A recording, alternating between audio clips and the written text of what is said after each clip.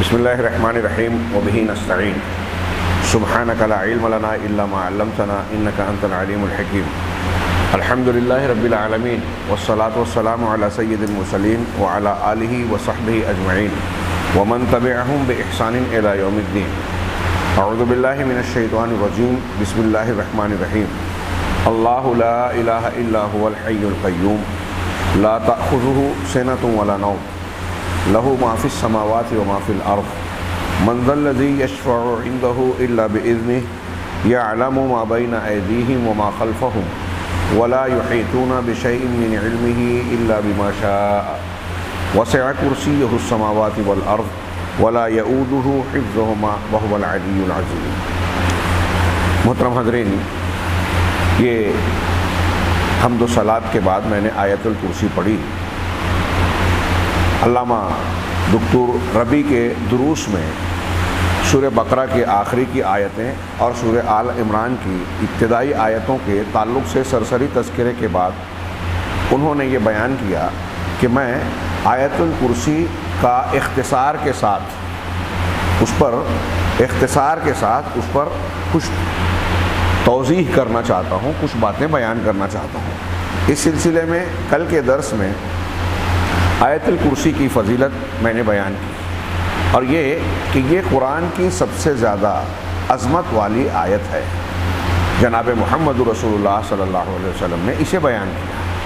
میں نے اس کے بعض اور پہلو اہمیت و افادیت کے طور پر بیان کیے، خاص طور سے ہمارے اور آپ کے ذہن و دماغ میں یہ جذبہ بیدار کرنے کے لیے کہ آیت الکرسی کی اہمیت و افادیت کو ہمیں سمجھ کر یہ کوشش کرنی چاہیے کہ نہ صرف یہ کہ یہ آیت ہمیں یاد ہو اور دن میں کم سے کم 8 یا 9 مرتبہ 5 نمازوں کے بعد صبح شام سونے کے وقت اس کی پابندی کے ساتھ اس کا ذکر اور ورد کریں، اور یہ ذکر اور ورد محض زبانی یا الفاظ والا نہ ہو۔ شیخ عبدالرزاق نے آیت الکرسی براہین التوحید کے ضمن میں ایک بات بڑی پیاری لکھی اور فقہ الادعیہ والاذکار میں اور مختلف کتابوں میں اس کا بار بار تذکرہ کیا ہے کہ اگر آپ قرآن پڑھتے ہیں، آپ صبح اور شام کی دعائیں پڑھتے ہیں، ذکر و اذکار کرتے ہیں، تو صرف الفاظ اگر آپ پڑھ رہے ہیں، اس کے معنی اور مطلب آپ کو نہیں معلوم ہے، اس کے مقصود کا آپ کو علم نہیں ہے، تو یہ چیز آپ کو پڑھنے میں اگرچہ اجر و ثواب ملے گا لیکن بہت کم فائدہ ملے گا۔ اور اگر بالفرض آپ نے اس کے معنی اور مفہوم کو سمجھے بغیر دعائیں پڑھی لیکن عمل آپ کا اس کے خلاف ہے، آپ کہہ رہے ہیں اللہ اکبر، آپ کہہ رہے ہیں الحمدللہ، آپ کہہ رہے ہیں سبحان اللہ، لا الہ الا اللہ، یہ سب کلمات اللہ کا ذکر ہے، ان کلمات کی بڑی فضیلت ہے، لیکن ایک طرف آپ زبان سے یہ کلمہ کہہ رہے ہیں لیکن عمل میں آپ ان کلموں کی مخالفت کر رہے ہیں، آپ کا عقیدہ اس کے الٹ ہے۔ لا الہ الا اللہ آپ کہہ رہے ہیں لیکن دل میں عقیدے میں شرک موجود ہے، تو آپ کا لا الہ الا اللہ کہنا کوئی معنی کوئی فضیلت نہیں رکھتا۔ اس کی لا الہ الا اللہ کی عظمت اور فضیلت کا آپ اندازہ لگائیں۔ ایک روایت میں ہیں، 2 الگ الگ حدیثیں ہیں، ایک حضرت موسیٰ سے، ایک حضرت نوح علیہ السلام نے اپنے بیٹے سے کہی تھی کہ لا الہ الا اللہ اتنا مضبوط اثر رکھتا ہے کہ اگر آسمان اور زمین اگر بند ہو تو اس سے کھل جائیں، اور سبحان اللہ و بحمدہ سے پوری دنیا اور دنیا کے تمام مخلوقات کو اللہ تعالیٰ روزی دیتا ہے۔ اور ایک روایت جس کو شیخ محمد بن عبد الوہاب نے کتاب التوحید میں درج کیا ہے لا الہ الا اللہ کی فضیلت بتاتے ہوئے، کہ حضرت موسیٰ علیہ السلام نے اللہ سے کہا کہ اے اللہ مجھے کوئی ذکر سکھا جس کے ذریعے سے میں تیرا ذکر کروں، تو اللہ تبارک و تعالیٰ نے کہا لا الہ الا اللہ کہا کرو۔ تو حضرت موسیٰ علیہ السلام نے جواب دیا کہ کل عبادک یقولون ھذا او کما قال، کہ یہ لا الہ الا اللہ والا کلمہ تو ایسا ہے کہ تیرے سارے بندے کہتے ہیں۔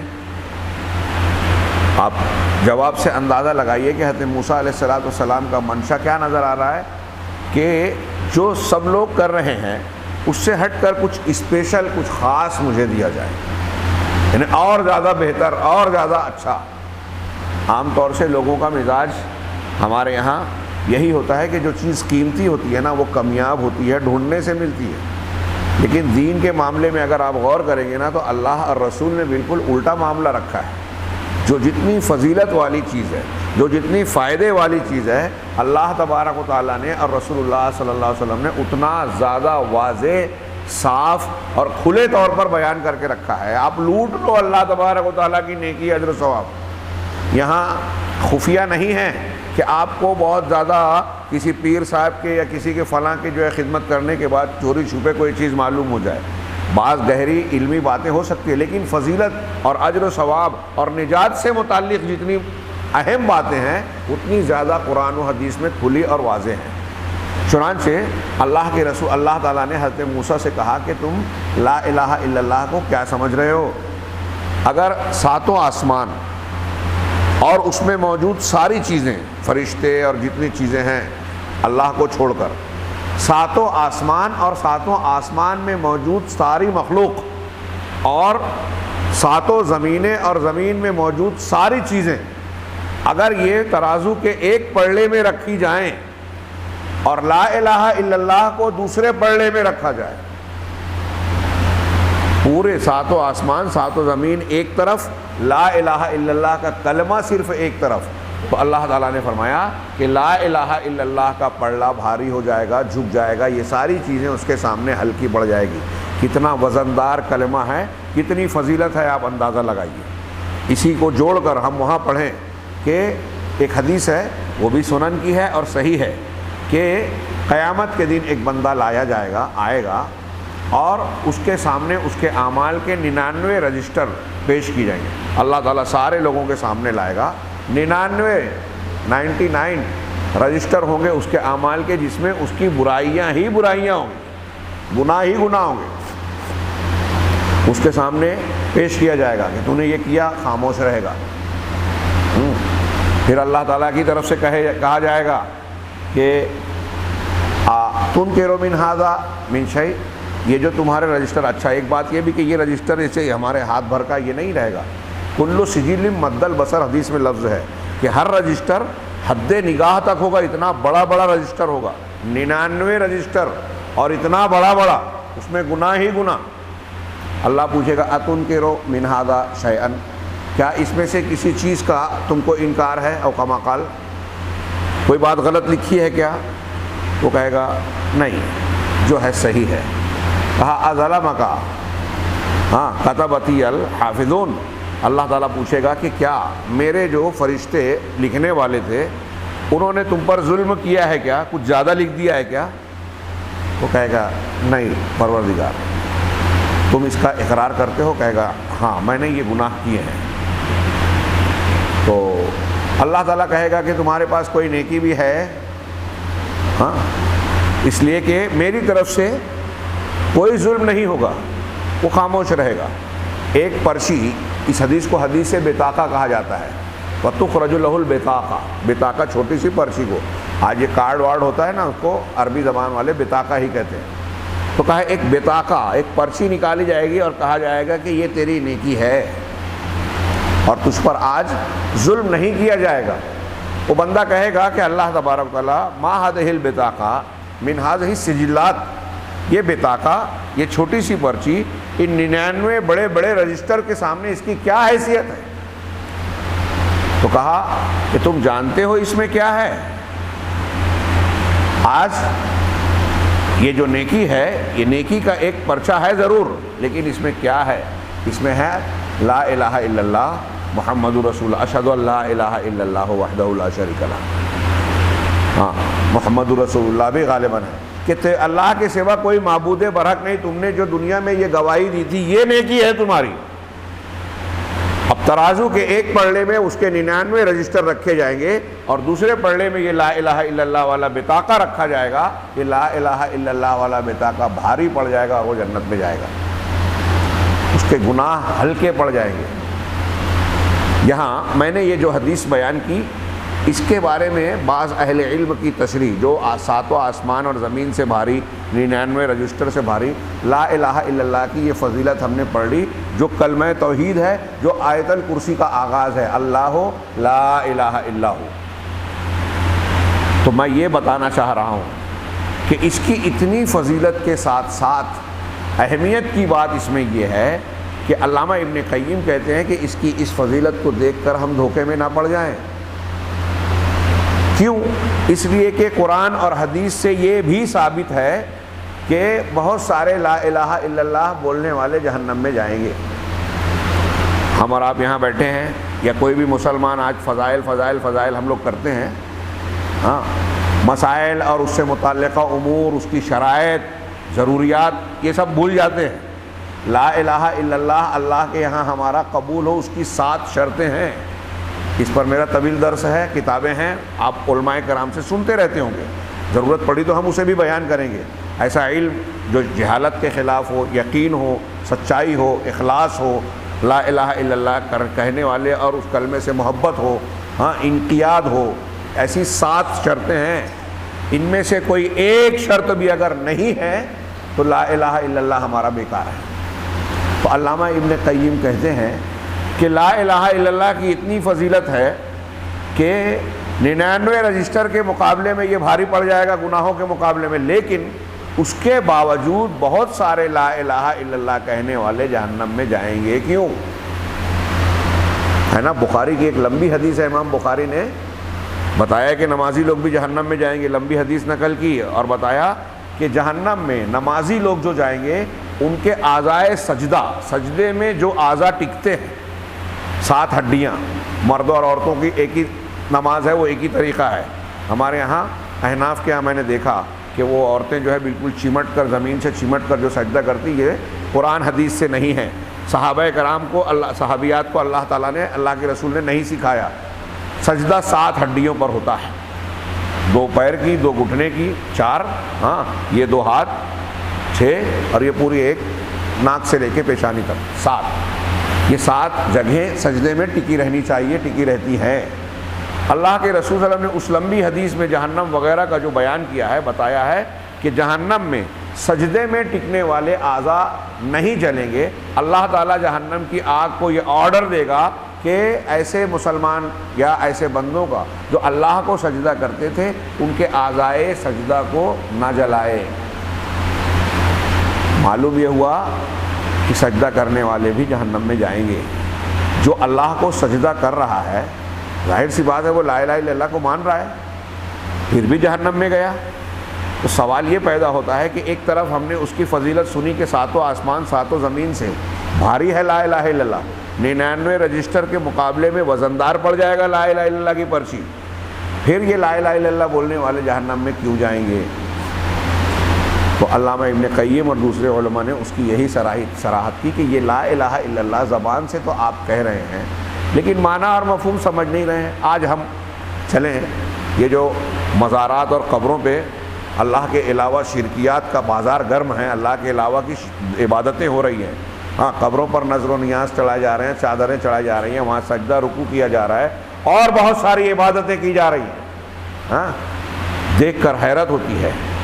میں نے اجمیر کا ایک منظر ایک مرتبہ دیکھا، حیرت زدہ رہ گیا، مجھے یقین نہیں آ رہا تھا کہ آج کے دور میں بھی مسلمان کہلانے والے لوگ ایسی خرافات کریں گے۔ اتنی جہالت، دین سے اتنی دوری، قرآن اور حدیث کے یہ مضامین کا اتنا صاف صاف موجود ہونا، پھر بھی مسلمانوں کا عمل، عقیدہ اس سے بالکل دور اور بیگانہ ہے۔ ایک شرک کے اڈے پہ چلے جائیے، آپ اجمیر جائیے، کلیئر جائیے، کلیئر نظام الدین اولیاء میں نے دیکھا، وہاں ان کی مزار پر تبلیغی جماعت کا مرکز بغل میں ہے، اندر جائیے تو وہاں قبر پر لوگ کھلے کھلے سجدے کر رہے ہیں، میں نے اپنی آنکھ سے دیکھا ہے، سجدے کر رہے ہیں، چادریں چڑھا رہے ہیں، قربانیاں کر رہے ہیں، وہاں قوالیاں ہو رہی ہیں۔ ہمارے بعض عرب اساتذہ وہاں آئے تھے تدریب کے لیے دلی میں، اسی کی کلاسیں تھیں، اس کے بعد ان کو بھی دکھانے لے کے چلے گئے بعض علماء، انہوں نے دیکھا تو حیران رہ گئے کہ یہ تبلیغی جماعت والے پوری دنیا میں دین پھیلانے کی بات کرتے ہیں، ان کے پڑوس میں، بغل میں شرک ہو رہا ہے، خاموش ہے، عجیب بات ہے، کون سی دین کی دعوت دے رہے ہیں؟ انہوں نے ہم کو اس دن، تمام عرب اساتذہ نے اس دن، جس دن انہوں نے دیکھا تھا، دوسرے دن کلاس میں اس کے سوا کوئی بات ہی نہیں کی کہ آپ لوگ یہ چھوٹے چھوٹے مسئلوں پر لڑنا چھوڑ دیجئے، سب مل کر پہلے اس شرک کو ختم کیجئے۔ یہ تمام انبیاء کا طریقہ ہے کہ سب سے زیادہ لڑائی شرک سے کی جائے گی، چھوٹے موٹے مسائل، ہمارے اندر کے اختلافات چھوڑ دیجئے۔ یہ عرب علماء کی تلقین تھی۔ کہا دیوبندی اہل حدیث یہ جو جھگڑے کچھ مسائل میں آپ لوگ کرتے ہیں، وہاں دونوں طلبہ تھے، علماء تھے، تو عرب علماء نے کہا کہ یہ بعد میں کرنا، آپ لوگ پہلے مل کر اس شرک کو ختم کرو۔ ہمیں حیرت ہے، اور انہوں نے کہا کہ یہ پوری دنیا میں دعوت و تبلیغ کا کام کرتے ہیں اور ان کے پڑوس میں شرک ہو رہا ہے، تو اب کون بتائے کہ وہ لوگ تو مسائل پہ بات ہی نہیں کرتے، یہ توحید ہے، یہ شرک ہے، یہ بدعت ہے، یہ خرافات ہے۔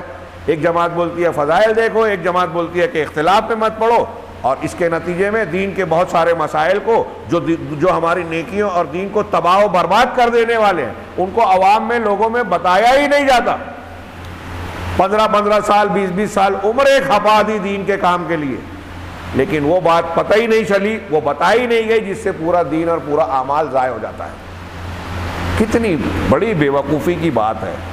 ایک عنوان قائم کر دیا کہ ہم فضائل میں دیکھیں گے۔ میں طنز و تعریض نہیں کر رہا ہوں، جو بھائی کہتے ہیں غصے میں آنے کی بجائے میری بات سن کر اس پر غور کریں کہ ان کے فائدے کی بات کہہ رہا ہوں۔ آپ نے زندگی بھر فضیلت کی بات کو دیکھ کر عمل کیا، کوشش کیا، لیکن آپ کا عقیدہ لا الہ الا اللہ ہی صحیح اگر نہیں ہے تو آپ کتنا بھی زندگی بھر کسی بھی عالم سے فتویٰ پوچھ لے، قرآن کہتا ہے انبیاء کرام کا ذکر کر کے اگر یہ سارے انبیاء بھی شرک کریں گے تو ان کے سارے عمل برباد ہو جائیں گے، انبیاء کے عمل برباد ہو جائیں گے۔ لئن اشرکت لیحبطن عملک، ایک آیت قرآن کی خالی دیکھ لیں، صرف دیکھ لیں کہ رسول اللہ صلی اللہ علیہ وسلم کو خطاب کر کے کہا جا رہا ہے کہ اگر آپ بھی شرک کریں گے تو آپ کے عمل برباد۔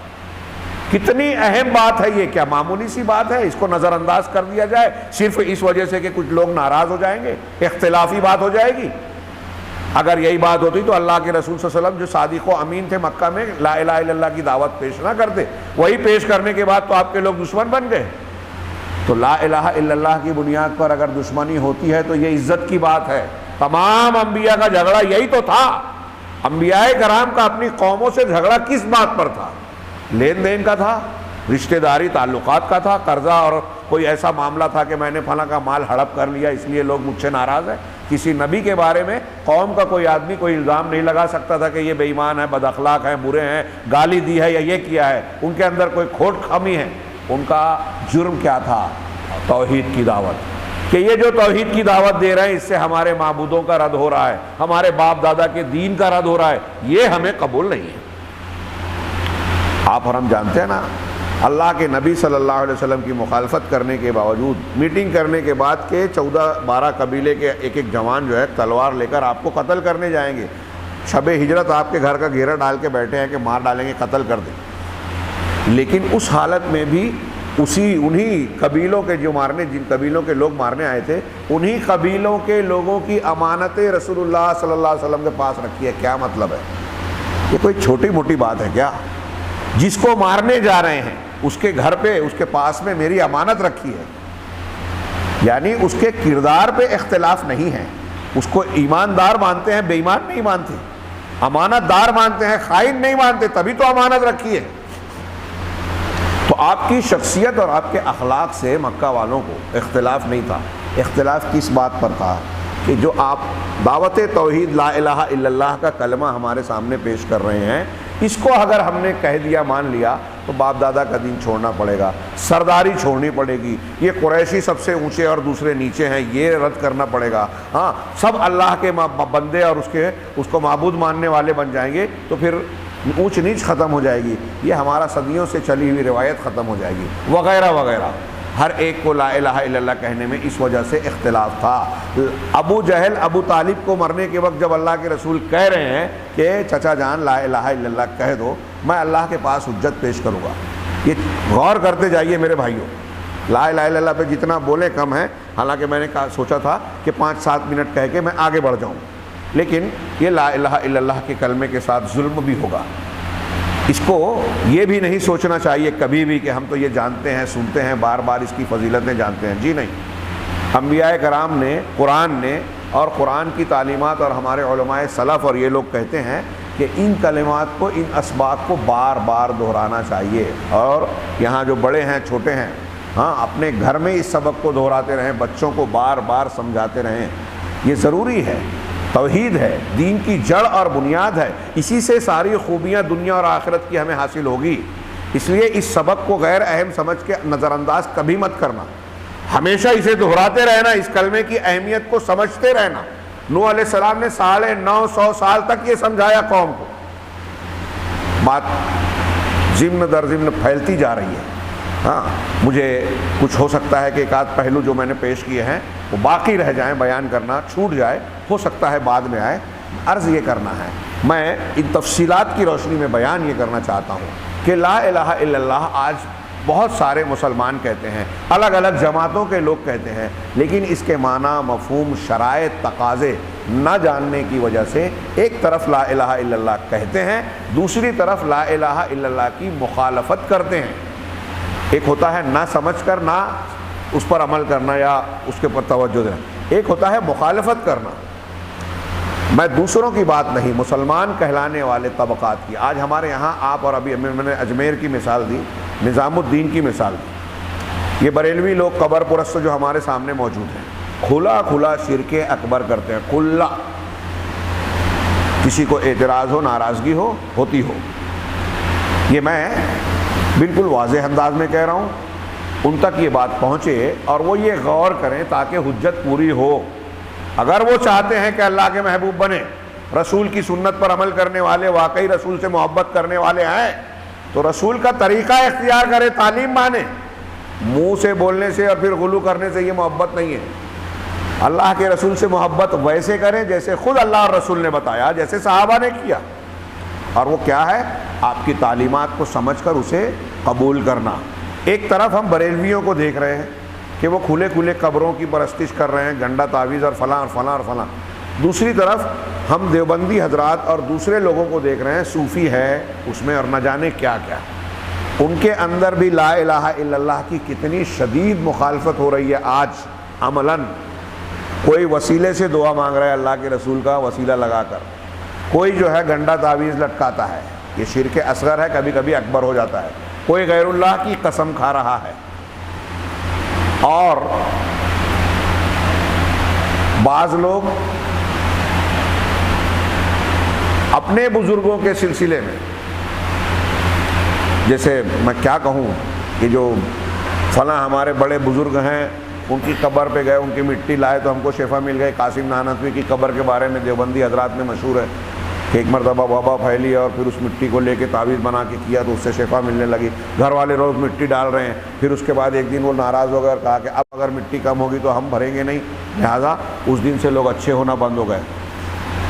ہاں، ان کے گھر والوں نے ایک دواخانہ بند کروا دیا. آج کتنا کام آتا کورونا میں، نعوذ باللہ. خیر، یہ ابھی جانے دیجئے، یہ چھوٹی موٹی بات ہے. میں یہ سوچ رہا ہوں کیا بیان کروں کیا چھوڑوں. صوفیت کے نام پہ، تصوف کے نام پر جس کی جھاڑ جھنکاڑ آج ہماری ہر طرف پھیلی ہوئی ہے. آج آپ کو گھر گھر میں صوفی ملیں گے اور اس کی تبلیغ کرنے والے. دکھاوے میں ایسا بتایا جاتا ہے کہ یہ تصوف بڑا سیدھا سادہ اچھا دین ہے، شرافت سکھانے والا ہے، نیکی سکھاتا ہے. اس کا عنوان ہے کہ دل کا تزکیہ اور صفائی کی جائے. لیکن آپ کو میں یہ بتا دوں اختصار کے ساتھ کہ یہ تصوف بھی اسلام دشمن تحریک کی بنیاد پر وجود میں آیا ہے اسلامی تاریخ میں. اس تصوف میں بقول شیخ عبدالرحمن بن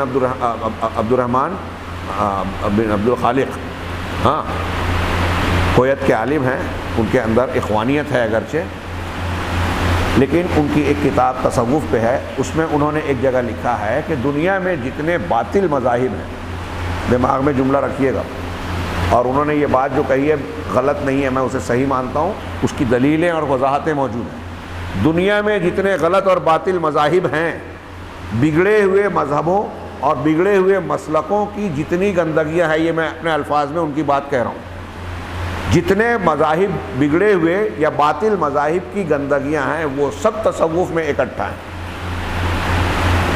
ایک یہ بات جو ہے اتنی جامع ہے کہ جتنے جتنے غلط عقیدے، برائیاں، خرابیاں، گندگیاں دین، مذہب، مسلک کے نام پر ہے وہ سب تصوف میں ہیں.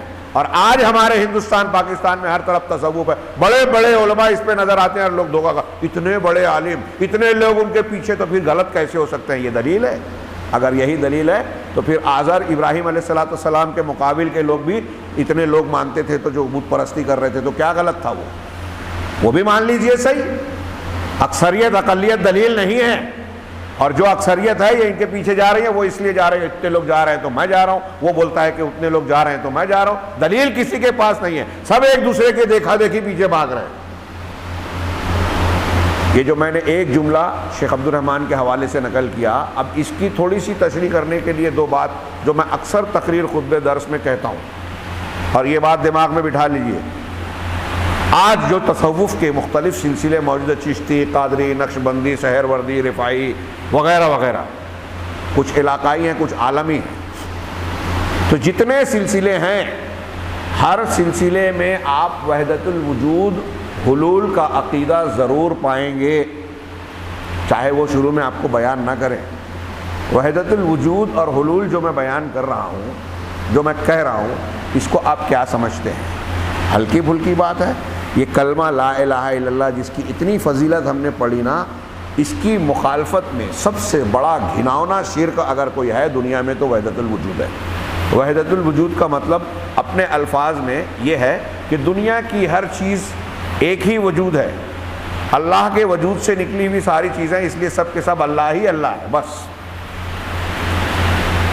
اس لیے اہل تصوف یہ لوگ لا الہ الا اللہ کا مطلب یہ بیان کرتے ہیں لا موجود الا اللہ، اللہ کے سوا کوئی معبود برحق نہیں۔ اس کا معنی وہ نعوذ باللہ کیا بیان کرتے ہیں کہ اللہ کے سوا کوئی موجود ہی نہیں ہے۔ کیا مطلب؟ کائنات کی ہر چیز میں اللہ ہے، سب چیز اللہ سے نکل کر بنی ہے، اس لیے سب میں اللہ ہی اللہ ہے۔ آپ کے اندر اللہ ہے، میرے اندر اللہ ہے، اس دیوار میں اللہ ہے، اس پنکھے میں اللہ ہے، اس ممبر اور لکڑی میں اللہ ہے، جتنے جانور ہیں اس میں اللہ ہے، نعوذ باللہ نعوذ باللہ، سور میں کتے میں بھی اللہ ہے، نعوذ باللہ۔ یہ میں نہیں کہہ رہا ہوں، کتابوں میں لکھا ہے۔ شبلی اور جنید کے واقعے میں شبلی صاحب کے ساتھ ایک اس کا شاگرد جا رہا تھا، ایک کتے کی سڑی ہوئی لاش پڑی تھی، اس شاگرد نے پوچھا کہ شیخ کیا آپ یہ کہیں گے کہ اس میں بھی اللہ تعالیٰ ہے؟ کہا ہاں اس میں بھی اللہ ہے۔ ابھی پرانی باتیں جانے دیجیے، کتابوں میں مارکیٹ میں یہ چیزیں جو میں بیان کر رہا ہوں نا، امداد اللہ مہاجر مکی صاحب کے وہ سلسلے سے جو بڑے بڑے دیوبند کے اور بریلوی کے علماء جن کے مرید تھے اور ہیں، ہاں ان کا یہ عقیدہ ہے وحدت الوجود۔ امداد المشتاق کتاب ہے، دیکھ لیجئے۔ کسی نے ان سے سوال کیا کہ وحدت الوجود کے بارے میں کیا کہنا ہے، تو اس نے کہا کہ اس کو عارفین بھی نہیں سمجھ پاتے تو عوام کیا سمجھ پائیں گے، اور یہ عقیدہ حق ہے۔ وہ کہہ رہے ہیں امداد اللہ مہاجر مکی، اللہ میں اور بندوں میں، خالق میں اور مخلوق میں کوئی فرق ہے ہی نہیں اس عقیدے کے مطابق۔ یہ انتہائی گھناؤنا شرک ہے، گھناؤنا، اور یہ ہندوؤں کا عقیدہ ہے۔ شنکر آچاریہ جو ہندوؤں کی ایک شخصیت گزری ہے، آج وہ ایک عہدہ بن گیا، ہاں، کہ ہندوستان کے 4 ہندوؤں کے جو دھام ہوتے ہیں ان کے 4 بڑے پنڈت جی کو شنکر آچاریہ کہا جاتا ہے۔ ماضی میں شنکر آچاریہ نام کا ان کا ایک شخص گزرا تھا، ہاں، اس نے وید کی جو تشریح کی، تفسیر کی، ان کی جو بنیادی کتاب ہے ہندو دھرم کی، ہاں، اس وید کی تشریح اس نے وحدت الوجود کے حوالے سے کی، وحدت الوجود کے عقیدے کی بنیاد پر کی۔ یہ ہندوؤں کا عقیدہ ہے وحدت الوجود، یونانیوں کے عقیدے میں آپ کو اس کے اثرات ملیں گے، اور یہی آپ کو صوفیوں میں ملے گا۔ صوفیوں نے وحدت الوجود کہہ کر اس کو عام کیا ہے، اور آج ہمارے ارد گرد میں اس کو بیان کیا جاتا ہے۔ ہمارے ہاں تبلیغی جماعت کے لوگ جو تبلیغی نصاب فضائل اعمال کے نام سے پڑھتے ہیں، میں نام لے کے کہہ رہا ہوں، اور یہ جانتا ہوں کہ یہ بات میری لوگوں کو معلوم ہوگی کہ بہت سے لوگ ناراض ہوں گے، لیکن میں ان سے پھر سے گزارش کروں گا کہ یہ ہمارے دین کی بنیاد ہے۔ جنت اور جہنم کے ملنے اور نہ ملنے کی بنیاد اسی پر کھڑی ہوتی ہے، لا الہ الا اللہ پر۔ اس لیے اگر آپ کو میری بات بری لگ رہی ہے تو بری لگنے کے ساتھ ساتھ تھوڑی دیر کے لیے آپ غور کیجئے کہ بات صحیح ہے یا غلط۔ یہ ہندوانہ عقیدہ آپ کے اندر، ہمارے اندر اگر آ گیا، لا الہ الا اللہ بگڑ گیا، تو ہمارا مسلمان ہونا کوئی مطلب نہیں رکھتا۔ اللہ کے یہاں کوئی قبولیت، کتنی بھی آپ تہجد پڑھ لیں، قرآن کو بار بار ختم کر لیں، روزے رکھ لیں، نمازیں پڑھ لیں، اگر توحید نہیں ہے، شرک اکبر ہے، اور اس سے توبہ کیے بغیر مر گئے، تو یہ کوئی دنیا کا فتویٰ، کوئی انسان یہ فتویٰ نہیں دے سکتا کہ وہ آدمی جہنم سے نکلے گا۔ کتنی بڑی چھوٹی بات ہے کیا؟ یہ معمولی بات ہے، اس میں آدمی کو کوئی سمجھوتا، اغماض، کوتاہی کرنی چاہیے کیا؟ بچے کو پہلا سبق یہ سکھانا چاہیے لا الہ الا اللہ۔ اور یہی ہمارے اسلاف کا طریقہ تھا. آج یہ طریقہ ہی بچوں کو چھوڑیے، بڑوں کو لا الہ الا اللہ، توحید اور شرک 20 سال جو ہے دین کا کام کر رہے ہیں. آپ پوچھئے شرک کس کو کہتے ہیں تو نہیں معلوم. لا الہ الا اللہ کا مطلب پوچھ لیجئے، ابھی یہ آگے بتا رہے ہیں شیخ علامہ ربیع صاحب، اس سے واضح ہوگا. تو یہ ساری باتیں جو میں نے تھوڑی تفصیل بیان کی، تھوڑی سی منتشر سی لگی ہوگی آپ کو، لیکن ان ساری باتوں کا حاصل میں یہ توجہ دلانا چاہتا ہوں کہ آپ یہاں موجود لوگوں کے دماغ میں اگر یہ بات آ جائے تو میں سمجھوں گا کہ ہمارے رمضان کی نیکیاں اللہ نے قبول کر لی کہ لا الہ الا اللہ سب سے زیادہ فضیلت والا ہے. لیکن لا الہ الا اللہ اپنی شرائط اور معنی اور مفہوم کے ساتھ اگر ہوگا، بندہ اپنے دل، عمل اور اپنے قول میں ویسے اختیار کرے گا، تب یہ لا الہ الا اللہ کی طاقت، وزن اور فضیلت ہوگی. ورنہ اگر لا الہ الا اللہ کہنے والے وحدت الوجود کو مان رہے ہیں تو لا الہ الا اللہ نہیں مان رہے ہیں. اگر وہ قبر پہ سجدہ کر رہے ہیں تو لا الہ الا اللہ ان کا کوئی مطلب رکھتا ہی نہیں. یہی مزارات پر ہمارے شیخ عبدالصبور رحمانی کہتے تھے کہ دیکھو اوپر جھنڈے پہ لکھا ہے لا الہ الا اللہ، نیچے قبر پہ سجدہ اور غیر اللہ کی عبادت ہو رہی ہے. کہا وہ کہتے تھے کہ شیطان اللہ تعالیٰ سے بتاتا ہوگا، کہتا ہوگا کہ دیکھ تیرے دکان پر سائن بورڈ تو تیرا لگا ہوا ہے لیکن دھندا میرا چل رہا ہے، دکان میری چل رہی ہے. اور ہاں بات صحیح بھی ہے، جہاں شرک ہو رہا ہے وہاں جھنڈے پہ لا الہ الا اللہ لکھ کر لگایا ہے. مطلب مذاق اڑا رہے ہیں لا الہ الا اللہ کا. خود مسلمان کوئی غیر مسلم کرے تو گستاخی، اور مسلمان کرے تو یہ دین. یہ اس بات کا ثبوت ہے اعلانیہ، ایسے جو جھنڈے شرک کے اڈوں پہ جو لگے ہیں نا، یہ اس بات کا اعلان ہے کہ امت کا ایک بڑا طبقہ کلمہ توحید کو، جس کو پڑھ کر آدمی اسلام میں داخل ہوتا ہے، اسی کو سمجھا نہیں ہے اور سمجھنے کے لیے تیار بھی نہیں ہے. لہذا لا الہ الا اللہ، اللہ لا الہ الا ہو، یہ پہلا کلمہ ہے آیت الکرسی کا. اور آگے کے جتنے جملے ہیں اس میں اللہ کی عظمت، اس کی کبریائی، اس کے اسماء و صفات، اس کی توحید کے نشانات جو بھی بیان کیے گئے ہیں، ہاں اگر آپ غور سے دیکھیں تو یہ جو پہلا دعویٰ کیا گیا ہے کہ اللہ، اس کے سوا کوئی معبود برحق ہے ہی نہیں. آگے آیت الکرسی کے جتنے مضمون ہیں 9-10 جملے، وہ سب کے سب لا الہ الا اللہ کی دلیل ہے، اور ایسی دلیل جس کا دنیا کا کوئی انسان رد نہیں کر سکتا، اس کو ماننے پر مجبور ہوگا اگر غور کرے. تو یہ جو اللہ تعالیٰ نے دعویٰ کیا کہ اس کے سوا کوئی معبود برحق نہیں ہے، کوئی عبادت کے لائق نہیں ہے، کیوں ہے؟ بلا وجہ نہیں ہے. اس کی دلیلیں آگے بیان ہو رہی ہے. لیکن پہلے آئیے اللہ لا الہ الا اللہ کے وہ تفسیر جو علامہ ربیع نے کیا ہے اس کو آج سرسری طور سے دیکھ لیں. اللہ کا اسم ذات ہے. آیت الکرسی کا آغاز اللہ کے اسم ذات سے ہو رہا ہے. اللہ کے بہت سے نام ہیں. وہ ایک حدیث بڑی مشہور ہے بخاری کی کہ اللہ کے 99 نام ہیں، جو انہیں یاد رکھے گا جنت میں جائے گا.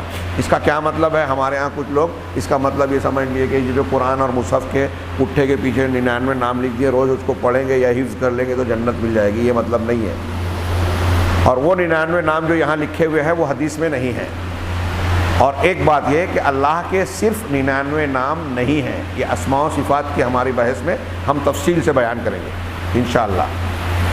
اللہ کے وہ حدیث صحیح ہے کہ 99 نام جو یاد کرے گا وہ جنت میں جائے گا. تو مطلب کیا ہے کہ 99 نام اس کے معنی اور مفہوم اور تقاضوں کے ساتھ. جیسے مثال کے طور پہ آپ جب کہتے ہیں کہ اللہ رحمان الرحیم ہے، تو اب الرحمن الرحیم ہونے کے جو تقاضے ہیں کہ ہم کو اللہ سے محبت ہو، اللہ ہم پر رحمت کر رہا ہے، ہم پر مہربانیاں شفقتوں کے کی بارش کر رہا ہے، بے شمار نعمتیں اور احسانات کر رہا ہے، تو ہمارے دل میں اس کے جواب میں اللہ سے محبت ہو، اور ایسی محبت ہو جیسی کسی اور سے نہ ہو. ہم اللہ سے مانگے، رحمت مانگے تو اسی سے مانگے. یہ اس کے الرحمن الرحیم کے ماننے کے تک جب ہم کو اس کا معنی مفہوم یاد ہے اور ہم اس کے مطابق عمل کر رہے ہیں. ہم اللہ کو رزاق مان رہے ہیں تو روزی کسی اور سے نہیں مانگ رہے ہیں. یہ اللہ کے رزاق ماننے کا تقاضا ہے، یہ اللہ کے اس نام کو یاد کرنے میں شامل ہے. اس طرح اگر آپ 99 نام یاد رکھتے ہیں تو جنت میں جائیں گے. لیکن یہ 99 نام رکھنے سے جنت کا وعدہ ہے، اس کا یہ مطلب نہیں ہے کہ اللہ کے صرف 99 نام ہی ہیں. اہل علم نے کہا کہ اس حدیث میں جو کہا گیا ہے کہ 99 نام جو یاد کرے گا، یہ ایسے ہے کہ کوئی انسان یہ کہے کہ میرے پاس 2000 روپیے، 2000 ریال، ہمارے یہاں روپیے ہیں، ہمارے پاس 2000 روپیے ایسے ہیں جو صدقہ کرنے کے لیے ہیں. میں اگر ایسا کہوں کہ میرے پاس 2000 روپیے صدقہ دینے کے لیے ہیں، تو کیا اس کا مطلب یہ ہے کہ میرے پاس صرف 2000 روپیے ہی ہیں؟ نہیں، صدقہ دینے کے لیے 2000 ہے، باقی اور پیسہ ہو سکتا ہے۔ ایسے ہی جنت میں جانے کے لیے 99 نام یاد کر لیا تو جنت مل جائے گی، صرف 99 نام ہی نہیں ہے۔ اس کی دلیلیں قرآن میں بھی ہے، اس کی دلیلیں حدیث میں بھی ہے۔ اللہم انی عبدک وابن عبدک والی جو دعا ہے، دعائے کرب، اس میں اللہ تعالیٰ نے، اللہ کے رسول نے اللہ سے دعا کرتے ہوئے کہا کہ میں تیرے ہر اس نام کے ذریعے سے تجھ سے مانگتا ہوں جو تو نے اپنا نام رکھا ہے اپنی ذات کا، یا جو تو نے اپنی کسی کتاب میں نازل کیا ہے، یا اپنے کسی بندے کو سکھایا ہے، او علمت احدا من خلقی، اگلا جملہ ہے او استأثرت به فی علم الغیب عندک، یا تیرا وہ نام جسے تو نے اپنے پاس غیب کے علم میں رکھنے کو ترجیح دی ہے، یعنی غیب میں رکھا ہے، کسی کو بتایا نہیں ہے، نہ کسی نبی کو بتایا، نہ کسی کتاب میں اتارا۔ اس کا مطلب یہ ہوا کہ اللہ کے بہت سے نام ایسے ہیں، اللہ کے رسول کے اس جملے سے یہ معلوم ہو رہا ہے کہ اللہ تعالیٰ کے بہت سارے نام ایسے ہیں جو اللہ نے کسی کو بتائے ہی نہیں ہیں، مطلب بہت سارے نام ہیں۔ ہاں خیر، آگے ہم بڑھتے ہیں۔ تو اللہ کا یہ جو اللہ نام ہے، کہ اس کا اسم ذات، اسم الجلالہ اس کو کہا جاتا ہے، یہ الہ سے بنا ہے، الف لام ہے، بعض لوگ کہتے ہیں واو لام ہے، اس کا اصل مادہ ہے، الہ یا الہ، اس کا معنی ہوتا ہے عبادت، عبودیت، اسی سے الہ بنا، لا الہ کہتے ہیں ہم لوگ، اور الوہ، الوہیت جس کی عبادت کی جائے۔ کچھ لوگوں نے کہا واو لام ہے سے بنا، اس کے معنی ہوتا ہے حیرت میں پڑنا۔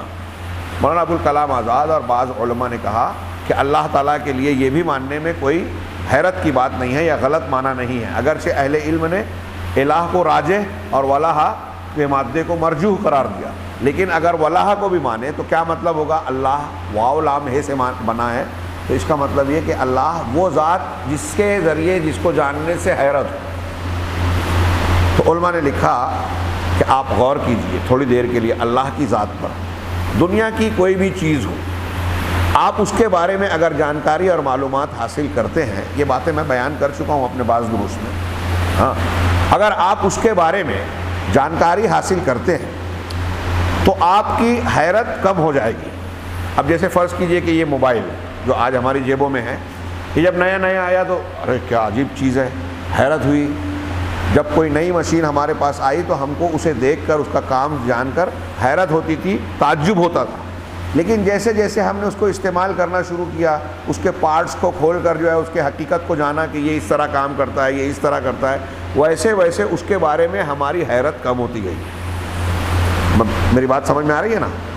یہ گھڑی جب ایجاد ہوئی رہی ہوگی تو لوگ حیرت سے دیکھے ہوں گے، لیکن اب گھڑی کو کھول کر اس کے کام کرنے کے انداز کو، طریقے کو، ہاں ٹیکنالوجی کو جیسے جیسے لوگ جانا تو اب یہ معمولی بات ہو گئی۔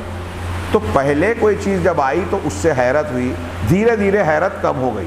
ہم اور آپ یہاں مالیگاؤں میں رہتے ہیں، کسی پہاڑی ہل اسٹیشن پہ جائیں، اچھا خوبصورت منظر ہے، بڑی غور سے دیکھتے ہیں، تعجب سے اس کو اپنے ذہن و دماغ میں محفوظ کرنے کی کوشش کرتے ہیں۔ لیکن جو آدمی وہاں رہتا ہے، ہمارے ساتھ چل رہا ہے، ہم اس کو دیکھ رہے ہیں کہ وہ ٹیکسی کی ڈرائیونگ کر رہا ہے، گاڑی چلا رہا ہے، ہم غور سے مناظر دیکھ رہے ہیں، وہ صرف سڑک دیکھتا ہے، اس کی توجہ نہیں ہے ان مناظر کی طرف۔ کیوں؟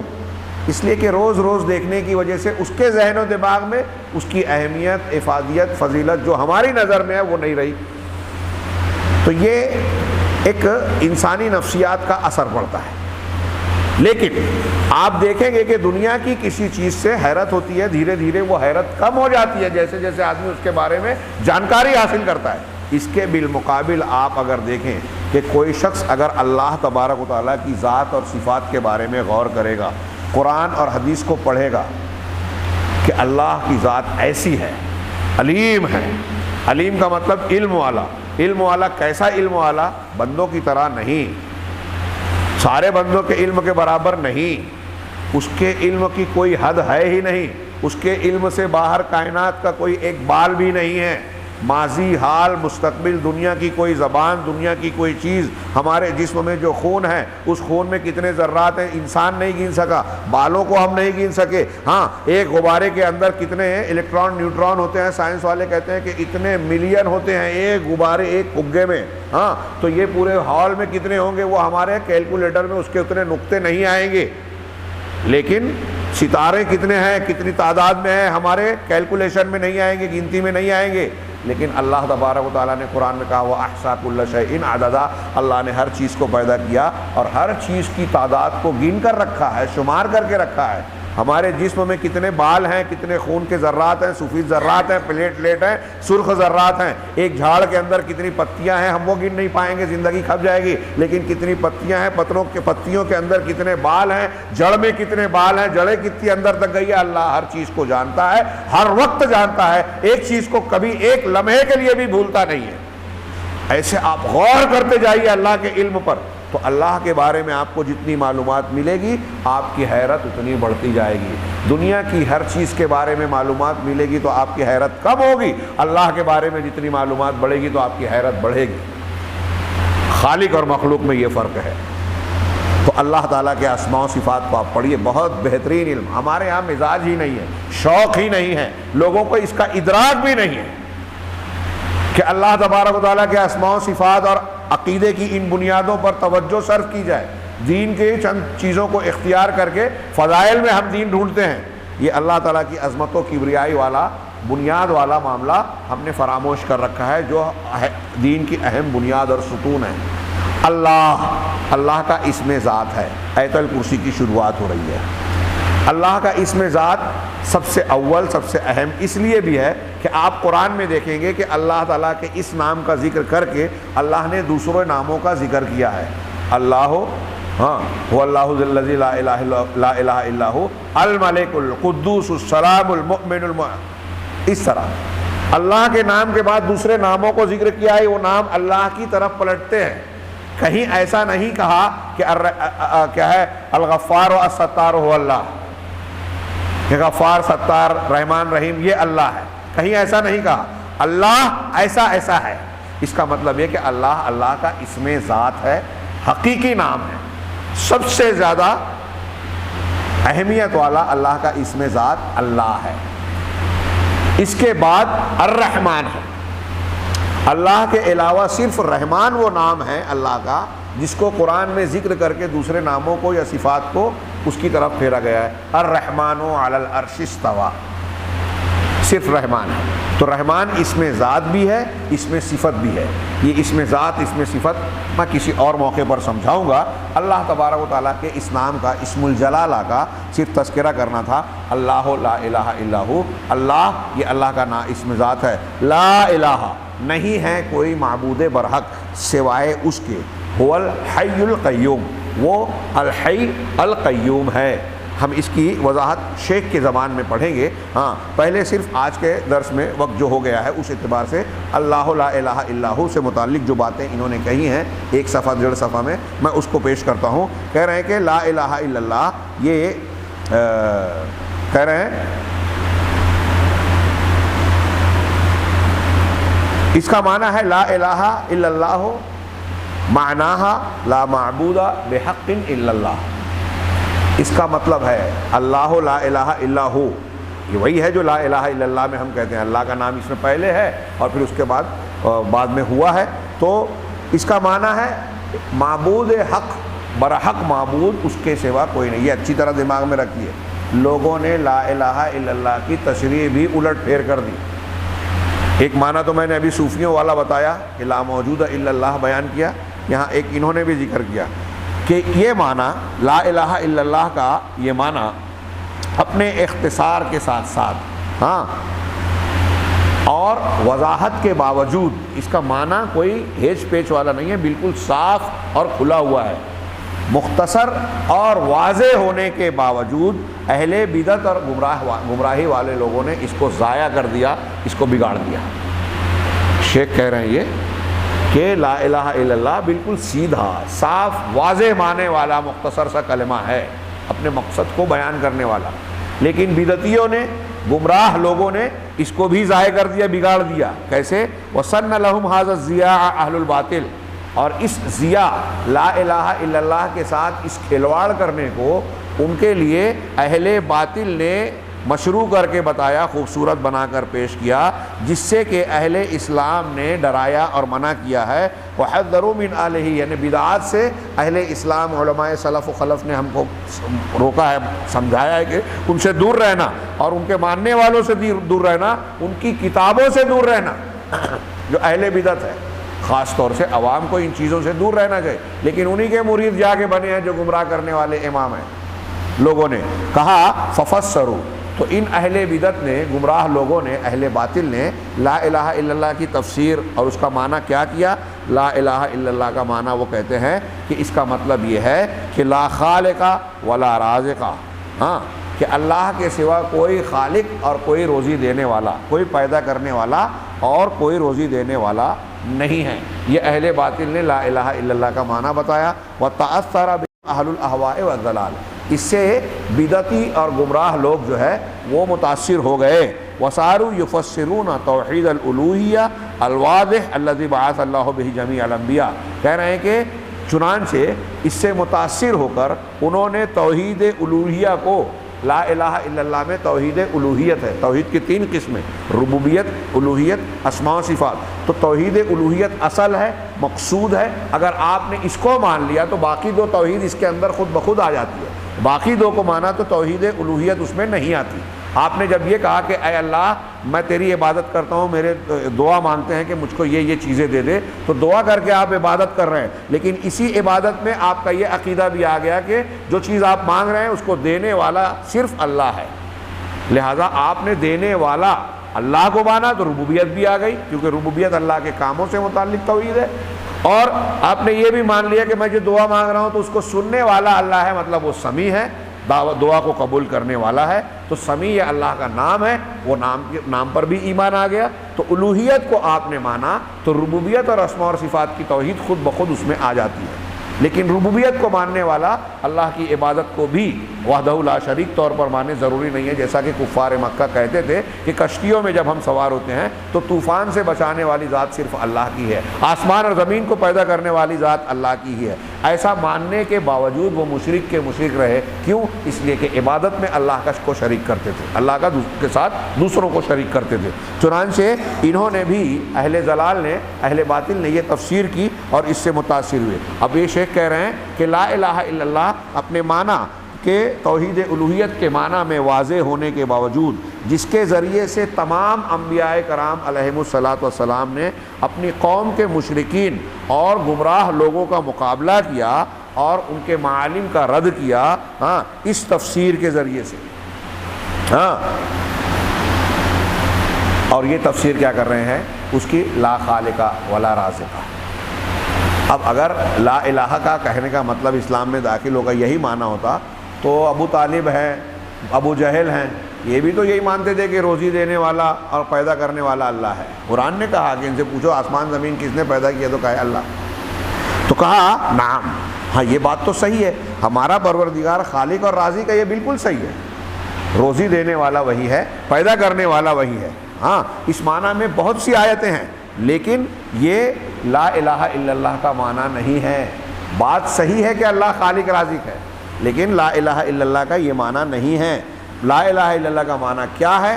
شیخ نے کہا لا معبود بحق الا اللہ، کہ معبود برحق، صرف معبود نہیں، برحق۔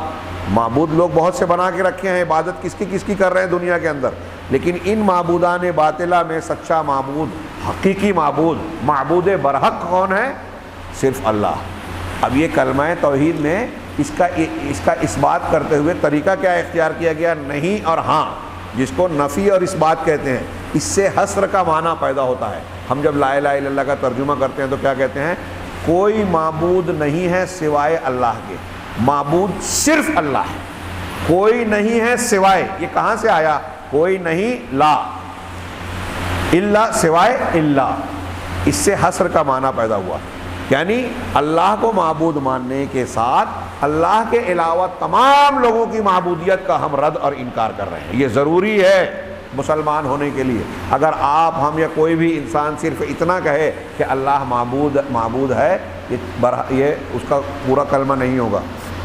اللہ کو معبود ماننے کے ساتھ اللہ کے علاوہ کی معبودیت کا رد کرنا بھی ضروری ہے، ان سے براءت کا اظہار بھی ضروری ہے۔ اس کلمے میں بھی ہے، حضرت ابراہیم کے واقعے میں دیکھیے وہ بھی یہی کہہ رہے ہیں، اور تمام انبیاء اسی طرح کہتے تھے۔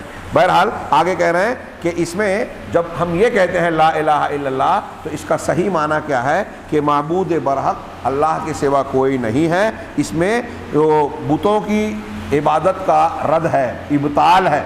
یعنی جب ہم یہ جملہ کہہ رہے ہیں تو ہم یہ کہہ رہے ہیں کہ بتوں کی بت عبادت کے لائق نہیں ہیں، درختوں، پتھروں، جن، انسان، فرشتے، اور اللہ تبارک و تعالیٰ کے جتنے بھی مخلوقات ہیں، سارے لوگوں کی معبودیت کا رد ہے، انکار ہے، جن کو دنیا میں دوسرے لوگ پوچھتے ہیں، بلکہ صرف عبادت اللہ وحدہ لا شریک کی جائے گی جو واحد قہار ہے۔ یہ معنی ہے لا الہ الا اللہ کا۔ کہہ رہے ہیں چنانچہ ساری عبادات صرف اللہ تبارک و تعالیٰ کے ساتھ عبادت کو خاص کیا جائے گا جو واحد قہار ہے۔ چنانچہ نتیجہ کیا ہے کہ جتنی بھی عبادات ہیں، نماز، زکوٰۃ، روزہ، حج، دعا، توکل، یہ دیکھیے اب جو الفاظ آ رہے ہیں نا، سب عبادت کی قسمیں ہیں۔ کچھ لوگ ان کو عبادت سمجھتے ہی نہیں ہیں۔ دعا کرنا، توکل یعنی اللہ پر بھروسہ کرنا، خوف، رغبت، رہبت، رغبت دل کے اندر جذبہ، اور رہبت، یہ جتنی بھی چیزیں ہیں نا، جیسے محبت ہم کو بندوں سے بھی ہوتی ہے، لیکن اس محبت میں خشوع خضوع تذلل نہیں ہوتا، تعظیم نہیں ہوتی۔ اللہ سے جو محبت ہوتی ہے اس میں تعظیم بھی ہوتی ہے۔ اللہ کا جو خوف ہوتا ہے وہ خوف شرک کہلاتا ہے، اس میں تعظیم ہوتی ہے۔ ایک طبعی خوف ہوتا ہے کہ سانپ کو دیکھ کے آدمی ڈر گیا، جیسے موسیٰ علیہ السلام ڈر گئے تھے، تو یہ شرک نہیں ہو گیا۔ تو طبعی خوف شرک نہیں ہے، ایسا خوف جس میں ہمارا عقیدہ ہو کہ اس سے نفع نقصان ہو سکتا ہے، یہ شرک ہو جائے گا۔ اگر آپ نے اللہ کے سوا کسی اور سے ایسا ڈر دل میں رکھا، ارے وہ ناراض ہو جائیں گے تو ہماری روزی روٹی کا مسئلہ ہو جائے گا، یہ ڈر اللہ سے ہونا چاہیے، کسی اور سے نہیں۔ تو یہ سب عبادت ہے۔ کچھ اس میں سے دل کے اعمال ہیں، کچھ اعضاء و جوارح کے اعمال ہیں، کچھ مالی عبادات ہیں، زکوٰۃ مالی عبادت ہے، روزہ جسمانی عبادت ہے، نماز جسمانی عبادت ہے، حج جو ہے اس میں ساری عبادتیں اکٹھا ہیں۔ تو یہ ساری کے ساری عبادتیں جو عبادت کی تعریف میں داخل ہیں، نظر و نیاز، رکوع، سجدہ، طواف وغیرہ وغیرہ، جتنی بھی عبادتیں ہیں، اس میں سے کوئی بھی عبادت ذرہ برابر بھی غیر اللہ کی طرف پھیرنا جائز نہیں ہے۔ یہ لا الہ الا اللہ کا معنی ہے، ذرہ برابر بھی۔ اس میں یہ معنی بھی آ گیا لا الہ الا اللہ میں کہ ہم شریعت اور دین جب اللہ کو الہ مان رہے ہیں تو جو حکم اس نے دیا، جو حلال اس نے کیا، جو حرام اس نے کیا، وہی مانیں گے۔ اللہ کہہ رہا ہے کہ یہ حلال ہے اور مولوی صاحب بول رہے ہیں کہ حرام ہے، تو ہم مولوی صاحب کی نہیں مانیں گے۔ لیکن آج کتنے لوگ ہیں کہ اللہ کہہ رہا ہے کہ سود حرام ہے اور جیب میں ان کے فتویٰ ہے کہ ہندوستان میں سود حلال ہے، اس کے بغیر کام نہیں چلے گا، سود کھا رہے ہیں، تو شرک نہیں کر رہے ہیں۔ اسی وجہ سے اگر آپ ایسی تقلید کر رہے ہو امام حنیفہ، امام شافعی، امام مالک، امام احمد، امام بخاری، امام مسلم، امام فلاں، امام ڈھیما، جو بھی ہو، اگر کسی انسان کی آپ ایسی تقلید کر رہے ہیں کہ ایک طرف اللہ اور رسول کی بات آ جائے، آپ اس کو نہ مانیں اور یہ مانیں کہ میرے امام کو حق ہے، جو حلال بولیں گے حلال مانوں گا، جو حرام بولیں گے حرام مانوں گا، تو یہ شرک ہوگا۔ اتخذوا احبارهم ورهبانهم اربابا من دون اللہ، قرآن کی آیت میں یہی بات کہی گئی ہے، لیکن ہمارے ہاں کچھ لوگ اس کو بھی سمجھنے کے لیے تیار نہیں ہیں۔ مسئلہ پوچھنا یہ سوچ کر کہ یہ قرآن حدیث کی بات ہم کو بتا رہے ہیں، یہ الگ ہے، لیکن ایسا ماننا کہ یہ ہمارے امام ہیں، اب یہ جو کہیں گے میں وہی مانوں گا، یہ شرک ہے۔ فرق سمجھیے اچھی طرح۔ اور ہمارے یہاں کچھ اہل حدیث لڑکے ہر تقلید کو شرک کہتے ہیں، یہ بھی صحیح نہیں ہے، اور مقلدین ہر قسم کی تقلید کو جائز مانتے ہیں، یہ بھی صحیح نہیں ہے۔ بہت اچھی طریقے سے مسئلوں کو سمجھنا چاہیے، اور یہ عقیدے کی بات کو تو بطور خاص میں اس پیراگراف کو پورا کر کے آج کا درس سمیٹوں۔ یہ کہہ رہے ہیں کہ ذرہ برابر بھی غیر اللہ کی طرف کسی بھی عبادت کو کسی بھی درجے میں پھیرا نہیں جائے گا۔ ایک مکھی بھی قربان کی اگر کسی غیر اللہ کو، تو آپ واقعہ جانتے ہیں اللہ نے اس کو جہنم میں ڈال دیا۔ نہ انبیاء کی طرف، نہ انبیاء کے لیے کی طرف کسی عبادت کی کسی قسم کو پھیرا جائے گا، نہ ان کے علاوہ اللہ عز و جل کی کسی بھی مخلوق۔ انبیاء کے لیے بھی وہ کام نہیں کیا جائے گا جو اللہ کے لیے خاص ہے، جو عبادت ہے۔ اگر آپ نے کسی نبی سے بھی ایک کی بھی عبادت کر لی تو شرک کرنے والے ہو گئے۔ اب عبادت میں آپ نے کہا دعا ہے، کہ یا رسول اللہ فلاں فلاں چیز میری کر دے، یہ دعا ہے، یہ شرک ہے، شرک اکبر ہے، چھوٹا والا نہیں ہے۔ اس پہ مر گیا آدمی تو کبھی جہنم سے نہیں نکلے گا، یہ طے بات ہے۔ تو انبیاء یا ان کے علاوہ کسی کو بھی، ولا من الانداد، اور نہ ہی انداد، اللہ تعالیٰ کے وہ ہمسر جن کو کہ اللہ کے ساتھ لوگوں نے بنا رکھا ہے، اللہ کا ہمسر اور شریک ٹھہرا رکھا ہے۔ انتہائی شدید افسوس کی بات ہے یہ، کہ عقل و شعور قرآن و حدیث کے سامنے ہونے کے باوجود یہ طریقہ لوگوں نے، لہٰذا ضروری ہے کہ ہم توحید کے اس توحید کو سمجھیں جس کے ساتھ تمام انبیاء کو بھیجا گیا، اور اسے لوگوں میں پھیلائیں، اس سبق کو بار بار دہرائیں، اس لیے کہ اہل بدعت اپنے باطل کو پھیلاتے ہیں، لا الہ الا اللہ کی مخالفت جو لوگوں نے اختیار کر رکھی ہے وہ اسے پھیلا رہے ہیں۔ اور یہاں آج کے زمانے میں شیخ کہہ رہے ہیں، علامہ ربی کہہ رہے ہیں کہ کچھ جماعتیں ایسی ہیں ہمارے درمیان اور کچھ مدارس ایسے ہیں جو اس باطل تفسیر کو انجام دے رہی ہے۔ یہ جماعتیں اس لا الہ الا اللہ کے غلط معنی اور مفہوم کو لوگوں میں پھیلا رہی ہیں، کچھ مدرسے اسی کو پڑھا رہے ہیں، ہاں چنانچہ وہ لوگ لا الہ الا اللہ کے معنی میں گمراہی کے شکار ہیں۔ یہ ہمارے یہاں لا خالق لا رازق کہتے ہیں، ہاں، اور جو جماعت اسلامی والے اخوانی تحریکی ہیں، مولانا ابوالعلا مودودی صاحب وغیرہ کی تفسیر دیکھیے تو لا الہ الا اللہ کا معنی وہ لا حاکم الا اللہ، حاکم صرف اللہ ہے، حکومت صرف اللہ کی، عبادت سب کی چلے گی۔ ان کی تشریح بھی ناقص ہے، ادھوری ہے، غلط ہے۔ اللہ کے سوا کوئی حاکم نہیں، بات صحیح ہے، فیصلہ قانون ساز، قانون بنانے والا حقیقت میں صرف اللہ ہے، یہ بھی صحیح ہے، لیکن یہ لا الہ الا اللہ کا پورا معنی نہیں ہے، اچھی طرح سمجھیے۔ تو یہ کہہ رہے ہیں کہ ہمارے ہاں کچھ جماعتیں، کچھ مدارس ایسے ہیں جو لا الہ الا اللہ کے اس باطل معنی کو پھیلا رہی ہیں اور لوگوں کو گمراہی کا شکار بنا رہی ہیں۔ چنانچہ اس کلمہ عظیمہ جس کی شان اور عظمت کو ہم نے بیان کیا، اس کے بارے میں ہی، یعنی اسلام کی دین کی جو اصل بنیاد ہے، پہلی اینٹ ہے، اسی کو غلط رکھ دیا، اسی کو غلط سمجھ لیا، اسی کو بگاڑ کر رکھ دیا۔ اب آپ اوپر کی عمارت کو کتنا بھی خوبصورت بنائیں، جب پہلی اینٹ اور بنیاد ہی غلط ہے تو آپ کا فائدہ کیا؟ اور آج ہم دیکھ رہے ہیں کہ مسلمان کہلانے والے، اور جیسا کہ یہ شیخ حفظہ اللہ نے بتایا کہ کچھ جماعتیں، مدرسے، بڑے بڑے لوگ، علماء ایسے ہیں، علماء دکھائی دیتے ہیں جنہوں نے لا الہ الا اللہ کے معنی کو الٹ پلٹ کر رکھ دیا، غلط سلط لوگوں میں پھیلا دیا، اور آج لوگ اسی کو اختیار کیے ہوئے ہیں۔ وَأَنَّهَا، جبکہ یہ کلمہ کتنا عظیم الشان ہے، ہم نے ابھی پڑھا، جانا کچھ فضیلتیں، اور یہ بھی جانا کہ تمام رسولوں کو اسی کلمے کے ساتھ، اسی کلمے کی تبلیغ، اسی بنیاد کے ذریعے سے کے ساتھ بھیجا گیا، اسی کی وجہ سے کتابیں نازل کی گئی، اسی کے لیے اللہ تعالیٰ نے جنت اور جہنم پیدا کیا۔ لا الہ الا اللہ کے ماننے والے کے لیے جنت، نہ ماننے والے کے لیے جہنم، بنیاد یہی ہے، ہاں۔ اور والناس یسألون عنہا فی القبور، اور لوگوں سے قبر میں انہی بنیادوں کے بارے میں سوال کیا جائے گا کہ تمہارا رب کون ہے، تمہارا نبی کون ہے، انہی بنیادوں سے متعلق کہہ رہے ہیں۔ ھذہ جملۃ تدور حولھا ھذہ الرسالات کلھا، یہ چند باتیں ہیں جس کے ارد گرد تمام رسولوں کی تعلیمات، ہاں، اللہ تعالیٰ کی نازل شدہ تعلیمات گردش کرتی ہیں، اور اسی کے گرد قرآن کریم کی اکثر و بیشتر آیتیں گردش کرتی ہیں۔ آپ قرآن میں اس کی جستجو کریں۔ انہوں نے یہ کہا، ہاں، بعض علماء نے بیان کیا کہ قرآن کا 1/3 حصہ توحید ہے۔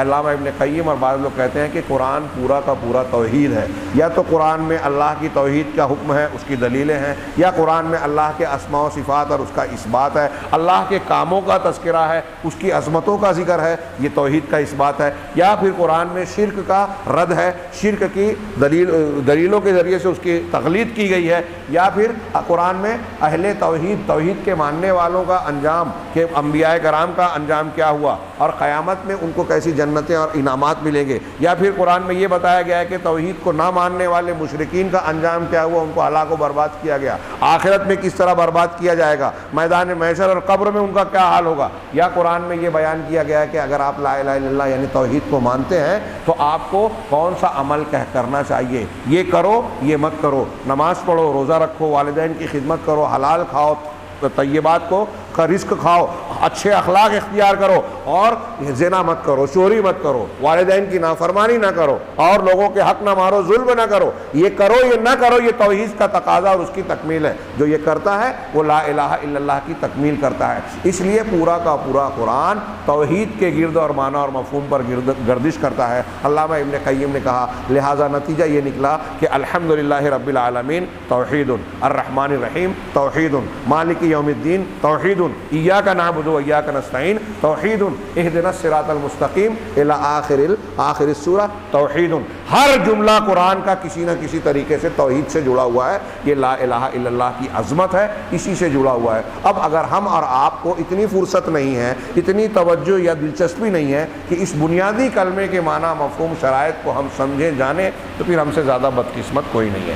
رمضان المبارک کے اس مہینے میں جب کہ ایک مومن بندے کا قرآن سے تعلق قائم ہوتا ہے تو قرآن کی سب سے عظیم تعلیم، سب سے بڑی بنیاد، اور قرآن نے جس کو بیان کیا ہے، ثابت کیا ہے، پورا قرآن کا مضمون جس کے گرد گھومتا ہے وہ توحید اور لا الہ الا اللہ ہے. اس کے معنی اور مفہوم کو ہم نے نہیں سمجھا تو قرآن کو نہیں سمجھا، قرآن کی عظمت کو نہیں جانا، اور رمضان کے اس بہترین موقع کو حقیقت میں ایک رسم اور عادت کے طور پر گزار کر ضائع کر دیا. اللہ تعالیٰ ایسے بدقسمت لوگوں میں ہم کو نہ شامل کرے، خوش قسمت لوگوں میں شامل کرے. قرآن سے جڑ کر قرآن کو سمجھنے والا، اس پر عمل کرنے والا ہم کو بنائے، اور اس کی برکت سے دنیا اور آخرت میں کامیابی سے نوازے. وآخر دعوانا ان الحمد للہ رب العالمین وصلی اللہ